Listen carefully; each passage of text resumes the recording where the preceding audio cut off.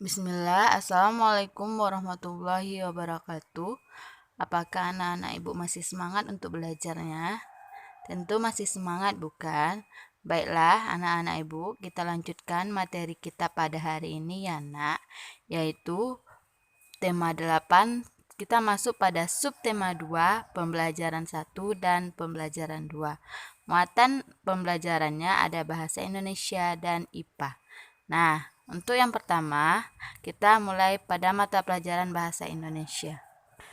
Pada pembelajaran sebelumnya, kita sudah belajar cara menentukan urutan peristiwa dari sebuah teks non-fiksi.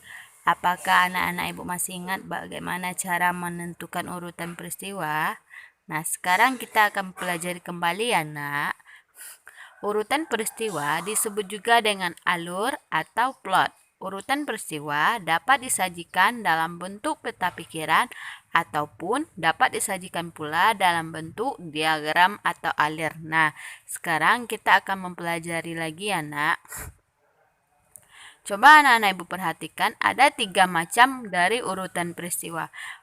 Yang pertama, urutan peristiwa berdasarkan urutan waktu terjadinya. Dan yang kedua, urutan peristiwa berdasarkan hubungan sebab dan akibat. Dan yang ketiga, urutan peristiwa berdasarkan tema cerita. Nah, ada 3 ya, nak. Tolong diingat. Nah, setelah kita mempelajari tentang urutan peristiwa, kita lanjutkan pada pembelajaran IPA lagi ya, nak. Air di bumi selalu tersedia karena adanya siklus air.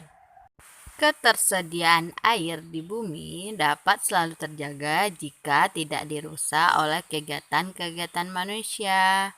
Nah, sekarang coba anak-anak ibu perhatikan kedua gambar tersebut ya, nak. Nah, coba anak-anak ibu bandingkan kedua gambar berikut. Yang pertama, sebelah kanan kita ada daerah perkotaan. Yang kedua, atau gambar kedua, gambar hutan. Nah, coba amati gambarnya. Jika terjadi hujan, gambar manakah yang akan lebih baik dalam menyerap air hujan? Benar sekali. Yang lebih baik menyerap air hujan adalah gambar hutan dibandingkan dengan gambar perkotaan. Nah, sekarang coba anak-anak ibu perhatikan tentang siklus air lagi. Pada pembelajaran sebelumnya kita sudah mempelajari tentang siklus air. Nah, proses yang pertama yaitu evaporasi. Evaporasi adalah menguapnya air-air dari permukaan bumi, dan ada juga transpirasi yaitu menguapnya air-air dari tumbuhan. Nah, penguapan tersebut akan menuju atmosfer dan membentuk embun atau awan-awan. Proses tersebut disebut dengan kondensasi. Nah, dari pengembunan tersebut lama-kelamaan akan mendingin dan membentuk titik-titik air. Nah, peristiwa tersebut disebut dengan presipitasi.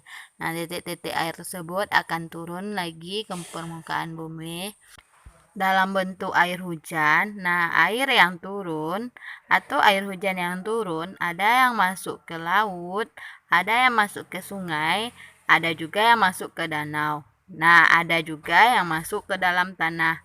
Nah, air yang masuk ke dalam tanah akan menjadi sumber air tanah. Nah, mari kita pelajari ya, nak. Air yang turun ke tanah ada yang masuk dan bergerak ke dalam tanah melalui celah dan pori-pori tanah serta batuan. Air yang masuk ke dalam tanah ini kemudian menjadi air cadangan atau menjadi sumber air tanah. Sumber air akan selalu ada apabila tersedia daerah resapan air. Daerah resapan air biasanya terdapat di hutan. Air akan lebih mudah meresap jika terdapat banyak tumbuhan. Air yang meresap akan diserap oleh akar tumbuhan tersebut. Adanya air dan akar di dalam tanah menyebabkan struktur tanah menjadi kukuh dan tidak mudah longsor. Nah, namun ketersediaan air tanah dapat terganggu dengan beberapa faktor. Nah, berikut hal yang dapat mengganggu ketersediaan air tanah. Yang pertama, ada penebangan atau pembakaran hutan secara liar. Nah, jika terjadi penebangan atau pembakaran hutan, maka hutan-hutan tersebut akan gundul. Nah, air yang turun tidak akan masuk ke dalam tanah karena hutan sudah gundul. Nah, yang kedua, adanya penutupan permukaan tanah dengan beton dan aspal. Nah, jika permukaan tanah ditutupi oleh semen dan aspal, maka tidak akan ada lagi daerah resapan air. Nah, maka ketersediaan air di dalam tanah akan berkurang. Bagaimana anak-anak ibu? Apakah sudah paham? Kalau sudah paham, mari kita lanjutkan. Nah, selanjutnya, bagaimana cara menjaga keberlangsungan siklus air dan keberadaan air tanah? Nah, berikut cara menjaga keberlangsungan siklus air dan air tanah. Yang pertama, kita harus menjaga kelestarian hutan. Yang kedua, melakukan reboisasi hutan yang telah gundul atau penanaman hutan kembali. Nah, yang ketiga, menanami lahan kosong di sekitar rumah dengan pohon-pohon kecil. Yang keempat, membuat lubang biopori di halaman, kebun, atau lahan kosong. Nah, untuk kelima, membiarkan halaman kita terbuka dan tidak tertutup oleh beton, aspal, atau semen. Nah, begitu ya nak, cara menjaga keberlangsungan siklus air dan air tanah agar keterlangsungannya tetap terjaga. Nah, baiklah anak-anak semua, materi kita pada pembelajaran 1 sudah selesai ya nak. Sekian dulu materi kita pada hari ini. Besok akan kita lanjutkan kembali. Untuk tugas hari ini ada pada buku tema 8, halaman 56, nomor 1 sampai nomor 3. Anak-anak ibu buat pada buku tema langsung ya nak. Nah, sekian. Wassalamualaikum warahmatullahi wabarakatuh.